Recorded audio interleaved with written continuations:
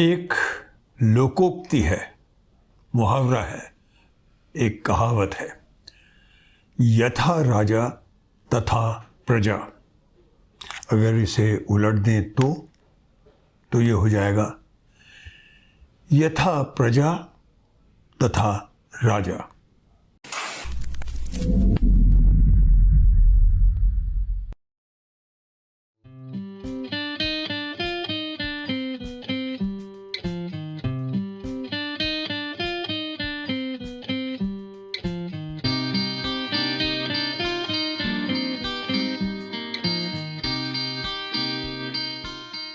Welcome to four fingers formula episode 67।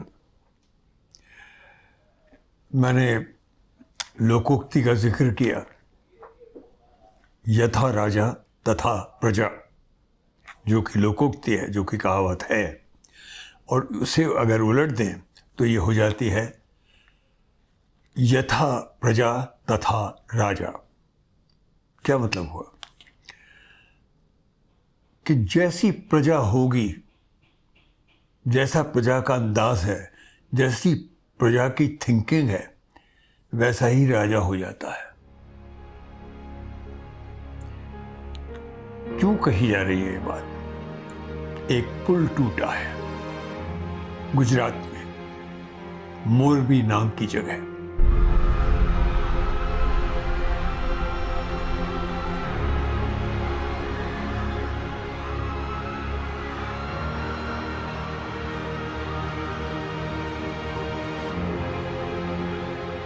134 लोग मारे गए हैं। उसे झूलने वाला पुल कहते हैं। उस पुल ने बहुत सी भ्रांतियां तोड़ी हैं, पर उन पर अभी भी लीपापोती चल रही है जोरों के साथ। पर इसमें अपराधी यथा राजा या यथा प्रजा तथा राजा, इसकी बात क्यों उठाई मैंने? ये जो पुल टूटा है, ये अपराध से हुआ है, करप्शन, हैवी करप्शन। पर किसको अपराधी कहेंगे इसमें, ये सवाल उठता है। क्योंकि हर बार कुछ लोगों के नाम लिए जाते हैं, एक तरह की कमेटी बैठती है, इन्वेस्टिगेशन टीम, और बात इधर उधर हो जाती है। असली लोग कभी नहीं पकड़े जाते। पर मैं कौन असली अपराधी है उसको ज़रा बहुत फिलॉसफिकल तरीके से प्रेजेंट करना चाहता हूँ। मैं समझता हूँ असली अपराधी मैं हूँ, क्योंकि मैं आप हैं, आप वही हैं जो एक तरह से मैं हूँ। क्योंकि हम सोए हुए हैं, आंखें खुली हैं, पर सो रहे हैं हम।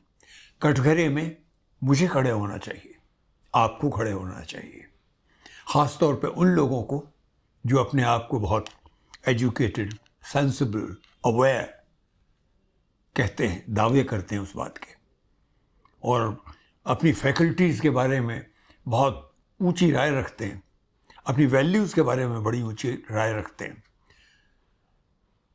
सब एक नींद में सोए हुए हैं।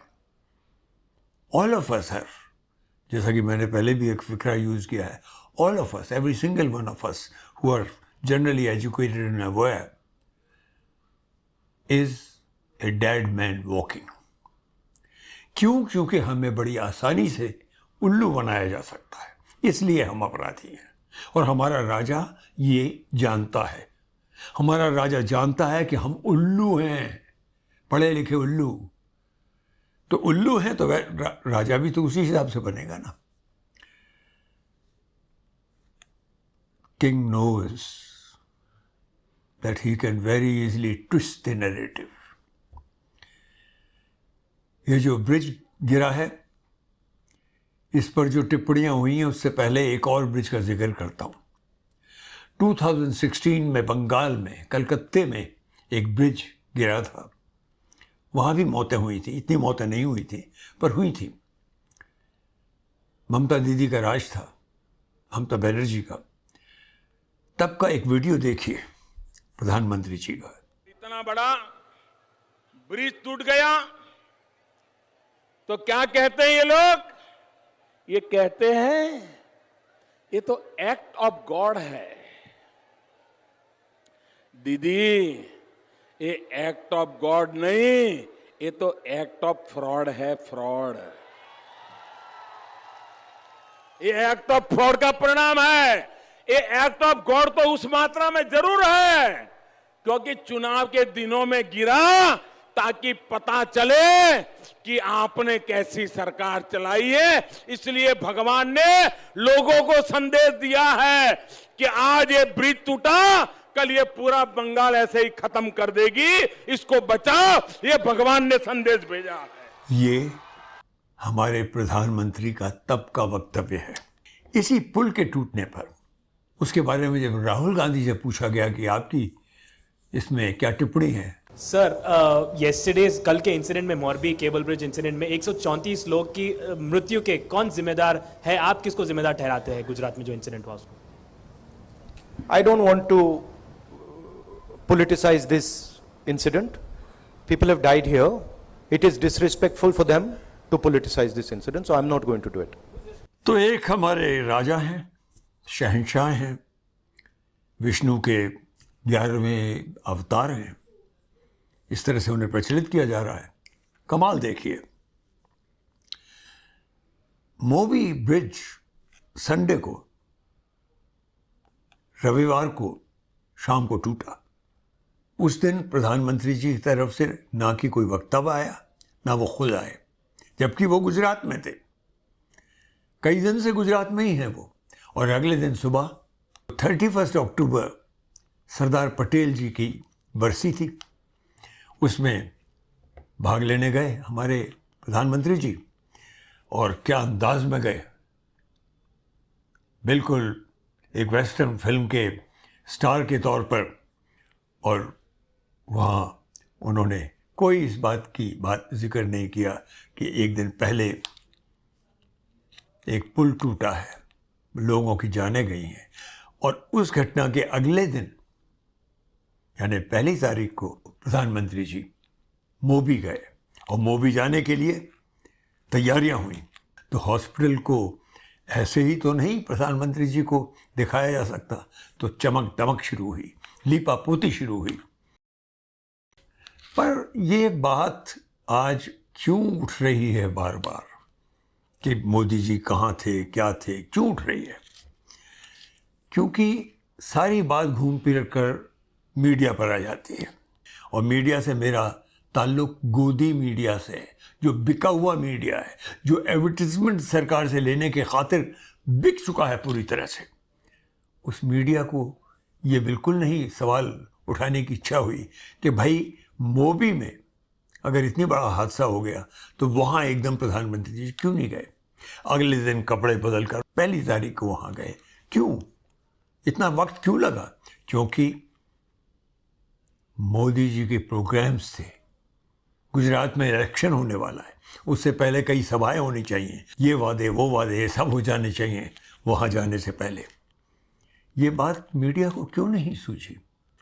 क्योंकि उनको सबको मालूम है कि राजा क्या चाहता है। एक रिपोर्टर है अंकित त्यागी, वो मेन चैनल का है, NDTV का, उसको देखा गया है, उसने बड़ी मुस्तैदी के साथ में रिपोर्टिंग की है। वाटर कूलर भी आपको दिखा देता हूँ एक बार, जो कल मेरे सामने लगा था। ये जो प्लेटफॉर्म है ये भी मेरे सामने ही कल बना था, इसकी तस्वीरें हमारे पास हैं। ये पूरा टूटा हुआ था, इस पे यहाँ पे काम चल रहा था। और ये जो वाटर कूलर नया है ये इधर रखा हुआ था, बिल्कुल इस कोने पे, इसके डब्बे के साथ ये वाटर कूलर लगा दिया गया है, पर इसमें पानी नहीं है। मतलब ये आपको बताता है कि कितनी जल्दबाजी में ये सब इंतजाम किए गए हैं। पर मुझे डर लगता है उसका भी क्या होगा। क्यों? क्योंकि गुजरात में अजीब सा माहौल है, कुछ भी हो सकता है। सुब्रमण्यम स्वामी एक बीजेपी के ही MP हैं, काफ़ी वक्त तक MP रहे हैं। उनका भी एक बयान, एक ट्वीट आया है सामने कि वो कहते हैं कि मुझे अपनी लाइफ का ख़तरा है, क्योंकि मोदी जी और शाह के रहते हुए मुझे ये ख़तरा है कहीं मेरा हरेन पांड्या ना बना दिया जाए। हरेन पांड्या की हत्या हुई थी, एक बीजेपी के ही MP इतनी बड़ी बात कह देते हैं। मतलब एक तरह का आतंक का सा वातावरण है इसका मतलब। मीडिया चुप है। सबसे बड़े गुनाहगार कौन है? क्योंकि जो कॉन्ट्रैक्टर था, जिसको ये ठेका दिया गया था इस ब्रिज को ठीक करने के लिए, ये वो कंपनी है जो घड़ियां बनाती है। घड़ी बनाने वाली कंपनी को ये ठेका कैसे दे दिया गया? किसी की तरफ से इस पर कोई सवाल नहीं उठा। अगर पकड़ा गया है तो छोटे छोटे लोगों को, एक सिक्योरिटी गार्ड है, एक क्लर्क है, एक कोई वर्कर है, उनको पकड़ के ले आया गया है। इतना बड़ा हादसा जिसमें इतने सारे लोग मारे गए, उसके लिए कौन जिम्मेदार होना चाहिए? वो बड़ी कंपनी जिसके बड़े बड़े फार्म हाउसेस हैं, बड़े बड़े इदारे हैं उस कंपनी के अगेन, जिसकी पहुंच समझा जाता है प्रधानमंत्री के दफ्तर तक है। उसके बारे में कोई नहीं बोल रहा है और सरकार भी नहीं बोल रही है, बल्कि टटोला जा रहा है कि भाई किस तरह से उनकी छवि को सुरक्षित रखा जाए, किस तरह से इस पूरे ये जो बहुत बड़ा हादसा हुआ है इसका ब्लेम कहीं और ही डाल दिया जाए।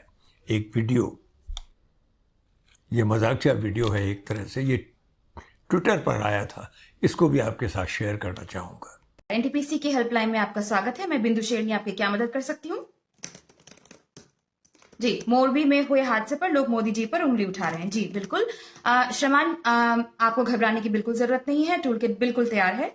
इसके लिए हम आपको 2 साल पुराना इसी पुल का एक वीडियो भेज रहे हैं, प्लीज चेक कीजिए। जी, आपको इसे अपने सभी व्हाट्सएप ग्रुप पर फॉरवर्ड करना है और सोशल मीडिया पर शेयर करना है। जी बिल्कुल, जी हाँ। इसके साथ आपको कैप्शन देना है, oh my God, some people were kicking the cables before it collapsed. जी, कोलैप्स्ड, COLLAPSED। जी हाँ बिल्कुल। जी, कॉपी पेस्ट कर लीजिए। श्रीमान जी, मैं आपको बताना चाहूंगी कि आप हमारे प्रीमियम ट्रोल है। इस कैप्शन के साथ लोगों को भी इस हादसे की जिम्मेदारी लेनी होगी का हिंदी ऑप्शन आपको फ्री में दिया जा रहा है। क्या आप इस ऑफर का लाभ उठाना चाहेंगे? जी श्रीमान, जी धन्यवाद। क्या मैं आपके और कोई सहायता? लोग मोदी जी के बंगाल के पुल गिरने के समय का वीडियो भेज रहे हैं। जी कोई बात नहीं, इसके लिए भी हमारे पास जवाब तैयार है। आपको लिखना है, लोगों की मौत पर राजनीति मत कीजिए। नहीं, मत कीजिए। जी, कॉपी पेस्ट कर लीजिए, बिल्कुल कोई दिक्कत नहीं। लोग ये भी कह रहे हैं कि हादसे के बाद गुजरात में रहते हुए भी मोदी जी ने अपने कार्यक्रम स्थगित नहीं किए और फैंसी ड्रेस में हिस्सा लिया। बिल्कुल श्रीमान, हम इसके लिए भी तैयार हैं। आपको रिप्लाई देना है, देखो महामानव का कर्म भाव। जी, कर्म। मन में इतना दुख लेते हुए भी मुस्कुराकर चुनाव प्रचार किया। जी, प्रचार किया, प में र की मात्रा आ। जी बिल्कुल, जी चोर नहीं, प्रचार। जी श्रीमान, हमारा काम है श्रीमान, धन्यवाद। श्रीमान, मैं अपने सिस्टम में देख पा रही हूँ कि आपने अपनी आत्मा का पेमेंट करके हमारा 2024 तक का पैकेज ले रखा है। जी, सिर्फ आज के लिए आपको यह ऑफर दिया जाता है कि आप अपनी लिहाज हमको सुधीर पे करेंगे तो आज प्रधानमंत्री के मोरबी अस्पताल दौरे के एक्सक्लूसिव फोटोज का टूल किट आपको महामानव मोदी का मोरबी पर मरहम और मोदी का मोरबी उद्धार, मोदी विष्णु के 11वें अवतार के फ्री कैप्शंस के साथ दिया जाएगा। क्या ये मैं आपके पैकेज में ऐड कर दूं सर? धन्यवाद श्रीमान, आपका दिन शुभ हो। हर हर मोदी। ये वीडियो ये बता रहा है कि अगर ऐसी कोई स्थिति हो जाए तो बिल्कुल जो है पूरी इनकी सोशल मीडिया मैनेजमेंट कंपनी है वो किस तरह से इसको कोई बहाने बताती है, ये कह दीजिए, ये कह दिया जाए। पर अब आप कहेंगे ये तो सैटायर है, ये कोई रियलिटी थोड़ी है। लीजिए, उसका भी मुलाहिजा फरमाइए। बिल्कुल वही बात सुधीर चौधरी साहब कह रहे हैं कि इसमें दोष उन लोगों का भी है जो भी उस पुल के ऊपर गए। इसके अलावा इस दुर्घटना के लिए जो वहां लोग मौजूद थे उनकी भी तो कुछ जिम्मेदारी बनती है। ऐसे मौके पर इस तरह का बयान हमारे मीडिया की एक बहुत बड़ी शख्सियत की तरफ से यहाँ ले आए हैं हम हिंदुस्तान को। लोगों को सिर्फ और सिर्फ अपना मजा दिख रहा था, उन्हें अलग अलग एंगल से सेल्फी खिंचवाने की चिंता थी, जबकि सच ये है कि पुल की हालत खराब थी और मरम्मत के बाद भी कई कमियां साफ तौर पर इस पुल में नजर आ रही थी। आज इससे ज़्यादा कुछ कहने का मतलब नहीं है। मैं एक तरह से आपको ये बताना चाहता था कि हम सब कटघरे में खड़े हैं। हमारी आने वाली जो पीढ़ियाँ होंगी वो कभी हमें माफ़ नहीं करेगी। क्यों? क्योंकि हम आंखें खुले हुए थे, फिर भी हमने अपने को अंधा बना रखा था। जागना ज़रूरी है, सवाल उठाने ज़रूरी हैं, उंगली दिखाना जरूरी है, तब ये राजा समझेंगे, वरना ये राजा they will go on taking you for granted. They know that you are fools, that I am fool, we are all fools. राजा विष्णु का नया अवतार बनने की तैयारी में ही रहेगा. उसकी छवि को चमकाने के लिए मीडिया लगता रहेगा, जब तक आप अपनी इस गहरी नींद से, नशीली नींद से जागेंगे नहीं. It is time to wake up. आज इतना ही.